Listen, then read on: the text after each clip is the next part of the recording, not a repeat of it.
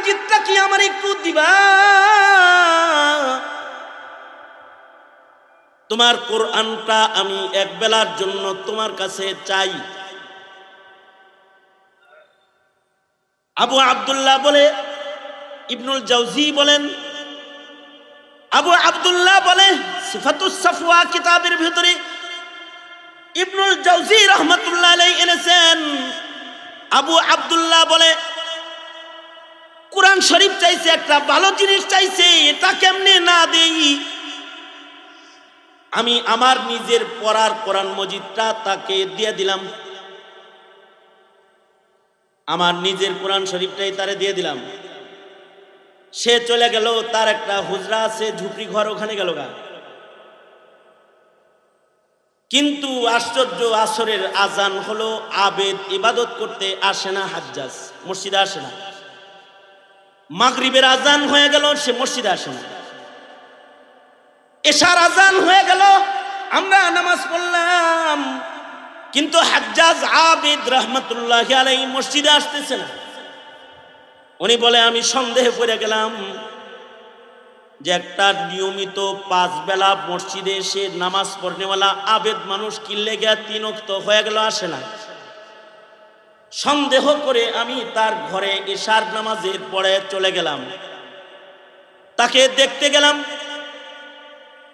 আবু আব্দুল্লাহ বলে ঘরের দরজায় দাঁড়ায় দেখি, সালাম দিই, কোনো আওয়াজ ভেতর থেকে আসে না।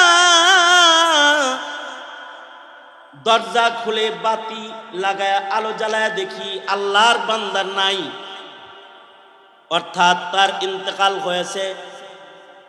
কিন্তু ইন্তেকালের পরে চিত্রটা এত সুন্দর, আমার কাছ থেকে যে আল্লাহর কোরআনটা চাইয়া লই আইছে, বাচ্চা যেমন তার মাকে বুকের ভেতরে জড়ায়া ধরে ঘুমায়া যায়, আমার কাছ থেকে চেয়ে আনা আল্লাহর কোরআনের মাসহাফ, আল্লাহর কোরআনকে বুকের মধ্যে জড়ায়া ধইরা সে মরে গেছে, আর তার রূহ নাই।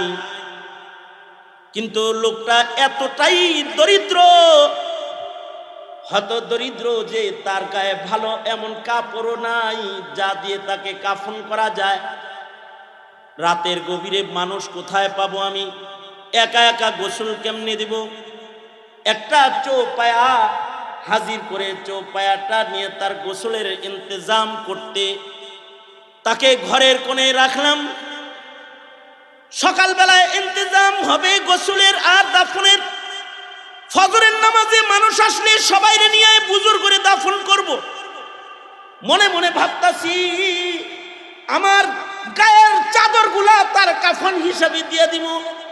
কিন্তু তার লাশের পাশে কাছাকাছি আমি বসেছিলাম, হঠাৎ করে একটা আওয়াজ হলো। দেখলাম তার লাশের নিকটবর্তী একটা ভালো জায়গার উপরে মালিক ইবনে দিনার, কিন্তু সাধারণ মানুষ না, মালিক ইবনে দিনারও ইবাদত করতে করতে এত উঁচু পায়া, একদিন নৌকাওয়ালা ওনাকে বেয়াজ্জতি করছে, আর উনি আল্লাহ দিরহাম দাও, বেয়াজ্জতি করলো আমাকে। উনি মুরাকাবার হালতে ছিলেন, পকেটে হাতায় টাকা পায় না। নৌকাওয়ালা মনে করছে টাকা সারা জাহাজে উঠছে, ঘাড়ে ধাক্কা দিছে, আর উনি কয় আল্লাহ দিনার দেন। তো ফরিদুদ্দিন আত্তার রহমাতুল্লাহ আলাইহি উনি বলেন যে পানির নিচ থেকে মাছ দিনার ঠোঁটে লইয়া পানির উপরে উঠছে, বলে মালিক না, ওই যে অনেক দিনার আইছে। উনি 1 দিনার নিয়ে ভাড়া দিয়া বাকি মাছগুলারে কয় আমার হাজত পুরা হয়ে গেছে, জাগা বলা হয়। এই কারণেই উনাকে মালিক ইবনে দিনার বলা হয়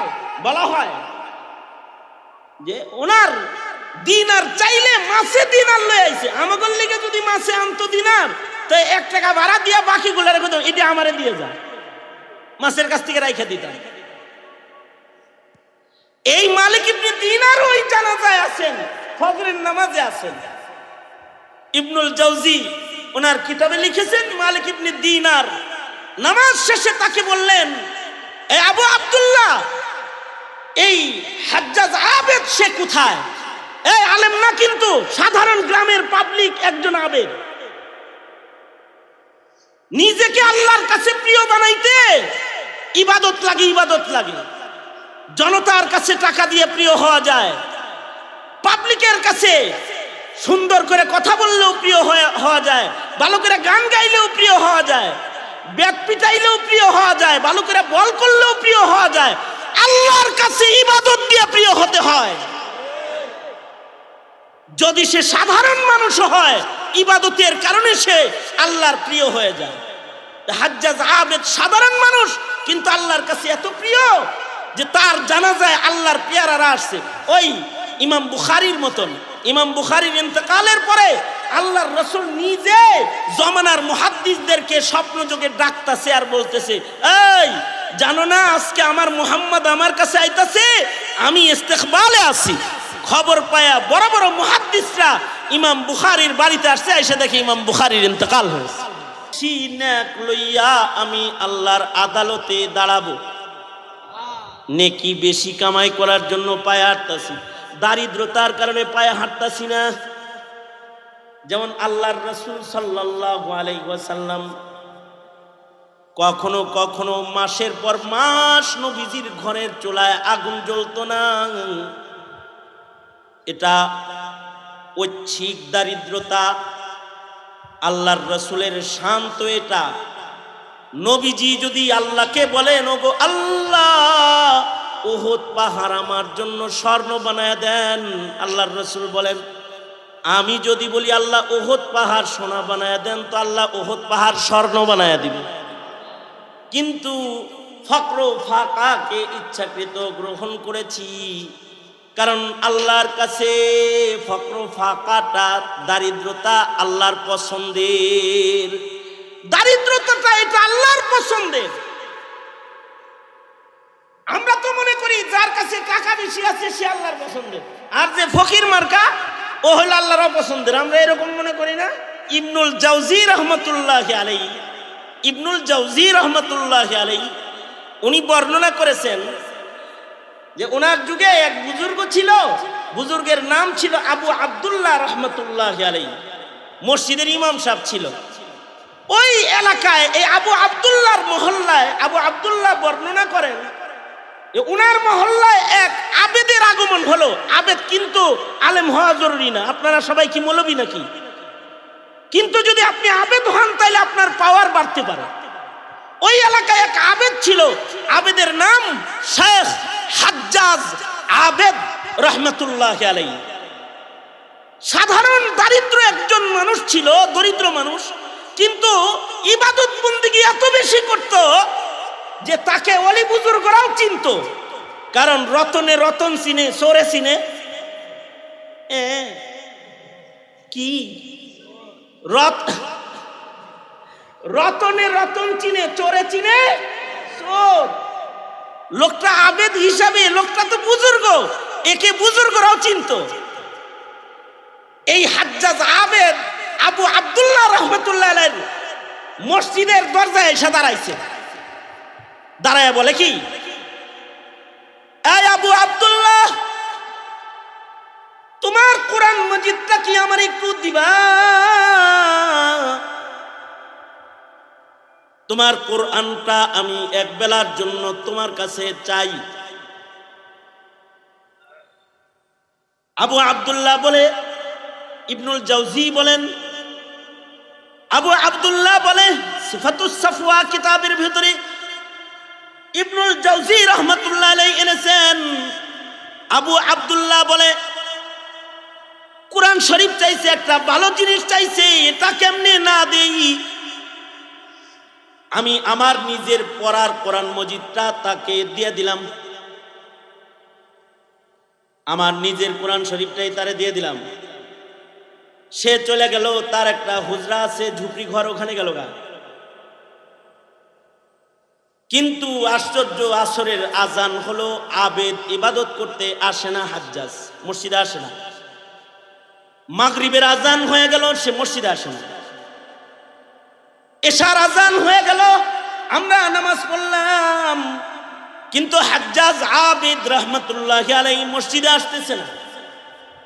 উনি বলে, আমি সন্দেহে পড়ে গেলাম, যে একটা নিয়মিত 5 বেলা মসজিদে এসে নামাজ পড়নেওয়ালা আবেদ মানুষ কিনলে গিয়া 3 ওয়াক্ত হয়ে গেল আসে না। সন্দেহ করে আমি তার ঘরে ইশার নামাজের পরে চলে গেলাম, তাকে দেখতে গেলাম। আবু আব্দুল্লাহ বলে ঘরের দরজায় দাঁড়ায় দেখি সালাম দিই, কোনো আওয়াজ ভেতর থেকে আসে না। দরজা খুলে বাতি লাগায় আলো জ্বালায় দেখি আল্লাহর বান্দার নাই, অর্থাৎ তার ইন্তেকাল হয়েছে। কিন্তু ইন্তেকালের পরে চিত্রটা এত সুন্দর, আমার কাছ থেকে যে আল্লাহর কোরআনটা চায়া লই আইছে, বাচ্চা যেমন তার মাকে বুকের ভেতরে জড়ায় ধরে ঘুমায় যায়, আমার কাছ থেকে চেয়ে আনা আল্লাহর কোরআনের মাসহাফ, আল্লাহর কোরআনকে বুকের মধ্যে জড়ায় ধইরা সে মরে গেছে, আর তার রূহ নাই। কিন্তু লোকটা এতটাই দরিদ্র, হত দরিদ্র যে তার গায়ে ভালো এমন কাপড়ও নাই যা দিয়ে তাকে কাফন করা যায়। রাতের গভীরে মানুষ কোথায় পাবো আমি, একা একা গোসল কেমনে দিব? একটা চৌপায়া হাজির করে চৌপায়াটা নিয়ে তার গোসলের ইন্তজাম করতে তাকে ঘরের কোণে রাখলাম। সকালবেলায় ইন্তজাম হবে গোসলের আর দাফনের। ফজরের নামাজে মানুষ আসলে সবাইরে নিয়ে বুজুর করে দাফন করব। মনে মনে ভাবতাছি আমার গায়ের চাদরগুলা তার কাফন হিসাবে দিয়ে দিব। কিন্তু তার লাশের পাশে কাছাকাছি আমি বসেছিলাম, হঠাৎ করে একটা আওয়াজ হলো। দেখলাম তার লাশের নিকটবর্তী একটা ভালো জায়গার উপরে ধবধবে 2টি ইহরামের চাদরকে যেন ছেড়ে দিয়ে গেল। চাদর 2টা চমকাইতেছে আর তার থেকে খুশবু বাইর হইতেছে। ইবনুল জাওজি বলেন তার থেকে খুশবু বাইর হইতেছে। আবু আব্দুল্লাহ বলে খুশবু বাইর হইতেছে। দেখে বোঝা যায় এটা জান্নাত থেকে আল্লাহর দেয়া তোহফা কিছু হবে। ভাবলাম কাফন তো হয়ে গেল, আল্লাহর বান্দারে আল্লাহ কাফন কুদরতি ভাবে দিয়ে দিল, আমার কাপড় আর তাকে দিতে হবে না। ফজরের নামাজে দাঁড়ায় গেলাম মসজিদে। আবু আব্দুল্লাহ বলে আমি যখন মসজিদের নামাজ পড়াইতেছি, নামাজের পরে এই বুজুর্গ গোসল দিব, তাকে দাফন করব। আশ্চর্য, নামাজ শেষ করলাম, নামাজ শেষ করে পেছনের দিকে তাকায় দেখি অন্যান্য দিন যে পরিমাণ মানুষ ফজরের নামাজে হয় অতটুকুন মানুষ না, বহু মানুষ আজকে ফজরের নামাজে আমার পেছনে হাজির হয়েছে। আশ্চর্য বিষয় হলো জমানার 4 জন বড় বুজুর্গ দেখি। আবু আব্দুল্লাহ বলে দেখি 4 জন ওলি আমার পেছনে নামাজ পড়তেছে। তার ভেতরে একজন হলো মালিক ইবনে দিনার রহমাতুল্লাহি আলাইহি, আর একজন হলো সালেহ বুনানি রহমাতুল্লাহি আলাইহি, হাবিবে ফারসি রহমাতুল্লাহি আলাইহি। এরকম আরো এক বুজুর্গ সহকারে মুররি রহমাতুল্লাহি আলাইহি, 4 বড় বুজুর্গ আমার পিছনে নামাজ পড়তেছে। আমি তাদেরকে বললাম আপনারা কোত্থেকে আইলেন, কি জন্য আইলেন? দেখলাম নামাজ পড়তেছে এবং তাদের সবার হাতে এক সেট করে কাফনের কাপড় আছে। জিজ্ঞাসা করলাম আপনারা কেন আসছেন?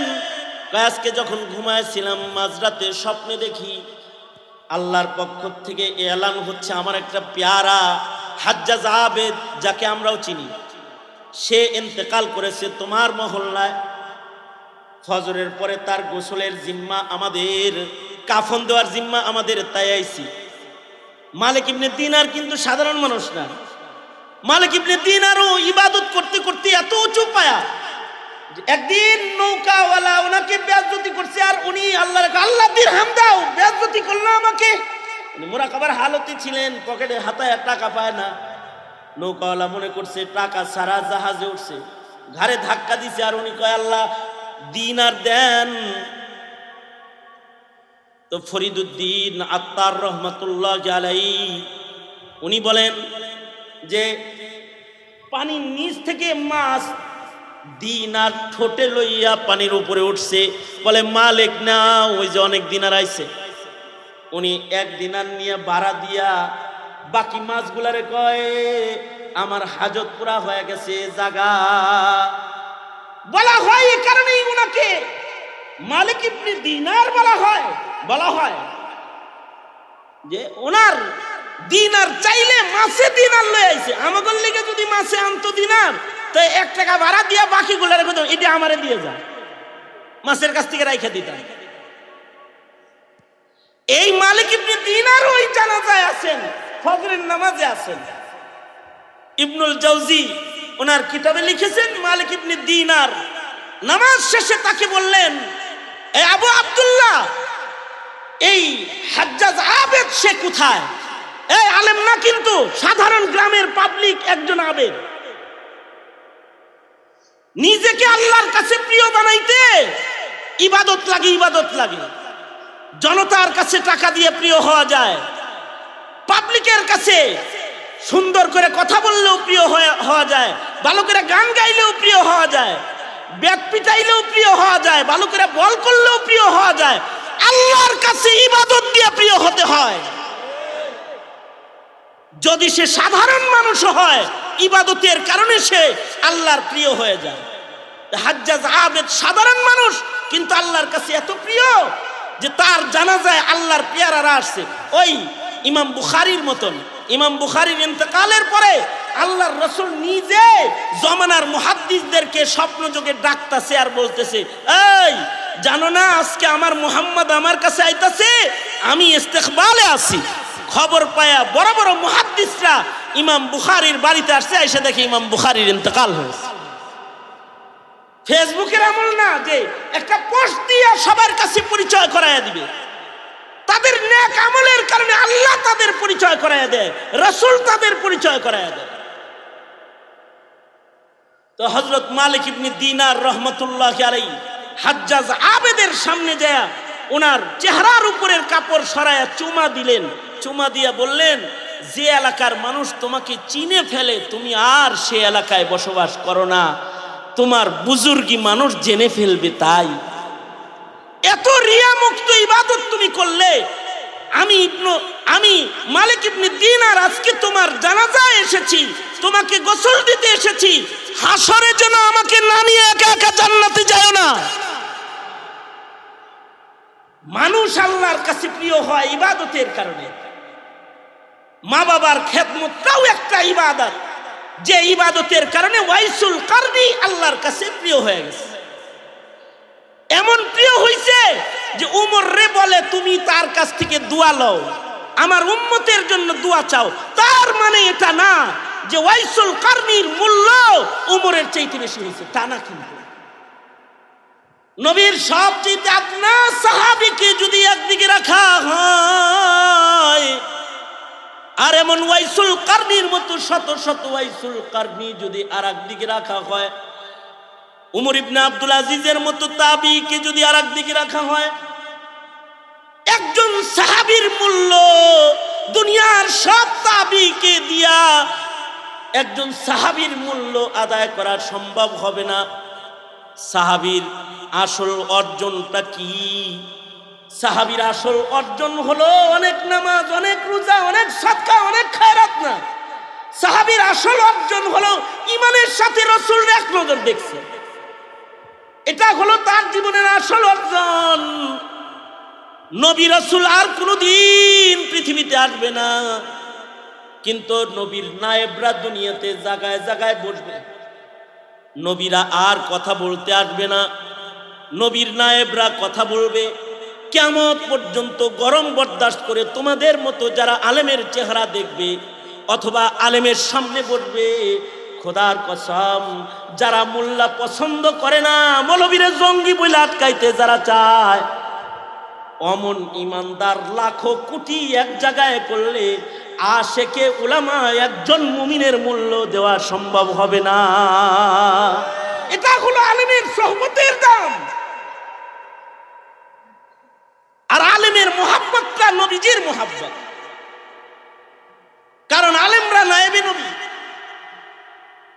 ইমাম মুসলিম রহমতুল্লাহ আলাইহির যে কথাটা বলার জন্য এত লম্বা কথা আমার, যে ইমাম মুসলিম বলেন ওয়াইসুল কারনি যদি জানতো নবীর হক কি, এটা যদি পুরা জানতো, তাইলে মায়ের যে কোনো অবস্থায় ফেলে রেখে হলেও এক নজর হইলেও এসে রাসূল দেখে যেত, যদি খালি নবীর হক কি এটা জানতো। নবীর হক তো লা ইউমিনু আহাদুকুম হাত্তা আকুনা আহাব্বা ইলাইহি মিন ওয়ালিদিহি ওয়া ওয়ালাদিহি ওয়ান নাসি আজমাইন। নবীকে তো মায়ের চাইতে বেশি ভালোবাসতে হবে, বাবার চাইতে বেশি ভালোবাসতে হবে, এটা হলো নবীর হক। এইটা না বুঝার কারণে ওয়াইসুল কারনি মার খেদমত করতে পেরেছে, নবী দেখতে পারে নাই। জমানার মানুষ আমরাও ওয়াইসুল কারনির মতনই, আমরা নবীর মর্যাদা বুঝি না বিধায়ী নেতার হক আদায় করতে পারি, নবীর হক আদায় করতে আমরা পারি না, নবীর হক আদায় করতে পারি না। আমরা দলের হক আদায় করতে পারি, ধর্মের হক আদায় করতে পারি না। ভাই ও দোস্ত বুজুর্গ, নবীকে চিনো, নবীর হক আদায়কারী মুমিন হওয়ার চেষ্টা করো। লাখো কোটি উম্মত আর একজন নবীর হক আদায়কারী উম্মত, অনেক ব্যবধান, অনেক ব্যবধান। নবীর হক আদায়কারীর জিম্মাদার স্বয়ং আল্লাহ। নবীর হক আদায় করে কেউ যদি মইরাও যায় সে জান্নাতে চলে যায়। শুধুই মাত্র নবীর হক আদায়কারীর আমল নামার গুনাহ আল্লাহ মাফ করে তা না, নবীর হক যারা আদায় করে তাদের গায়ে নাপাক থাকলেও আল্লাহ ওটা ধৌত করে। যেমন হযরত হানজালা, হযরত হানজালাকে আসমানের পানি দিয়ে আল্লাহ গোসল দিয়েছেন, কারণ হযরত হানজালা নবীর হক আদায়কারী। আর আমরা হলো দলের হক আদায়কারী, নেতার হক আদায়কারী, নবীকে অবমাননাকারীদের তালে তাল দেওয়া পার্টি আমরা, কাদিয়ানির তালে তাল দেওয়া পার্টি, নাস্তিকের তালে তাল দেওয়া পার্টি হলো আমরা। রাজনীতি করতে যায় নবীর দুশমনদের সাথে তাল দাও, কাদিয়ানীদের সাথে তাল মিলাও, আবার ইমানদারের গুরুস্থানে কাফন করে কবরে গিয়ে শুইতে চাও। এত সস্তা না, এত সস্তা না যে কবরে গিয়েই রাসূলকে চিনে ফেলবা, নবীকে দেখানো হবে। চিনবা না, চিনবা না, চিনবা না, সেদিন চিনবা না। সুতরাং নিজেরা নবীর হক আদায় করব আর আমাদের প্রজন্মকে নবীর হক আদায় শিক্ষা দেব ইনশাআল্লাহ। বলেন কারণ নবীজিকে সর্বোচ্চ ভালোবাসা না দিলে কামেল মুমিন হওয়া যাবে না। নবীর প্রেম প্রকাশ সর্বোচ্চ করব ইনশাআল্লাহ। বলেন সুতরাং নবীর প্রেমে নাস্তিকদের বিরুদ্ধে, কাদিয়ানীদের বিরুদ্ধে কখনো যদি রক্ত দেওয়ার মাসআলা এসে যায়, জীবন দেওয়ার মাসআলা এসে যায়, জীবন দিতে রাজি থাকবেন তো ইনশাআল্লাহ? আল্লাহ তাআলা কবুল মঞ্জুর করুন। আল্লাহ তাআলা হক আদায়কারী মুমিন আমাদেরকে বানাক, আমিন। সবাই ইস্তিগফার করেন। আস্তাগফিরুল্লাহ রাব্বি মিন কুল্লি যামবি ওয়া আতুবু ইলাইহি লা হাওলা ওয়ালা কুওয়াতা ইল্লা বিল্লাহিল আলিয়্যিল আযীম। আস্তাগফিরুল্লাহাল্লাযী লা ইলাহা ইল্লা হুয়াল হাইয়ুল কাইয়্যুম ওয়া আতুবু ইলাইহি।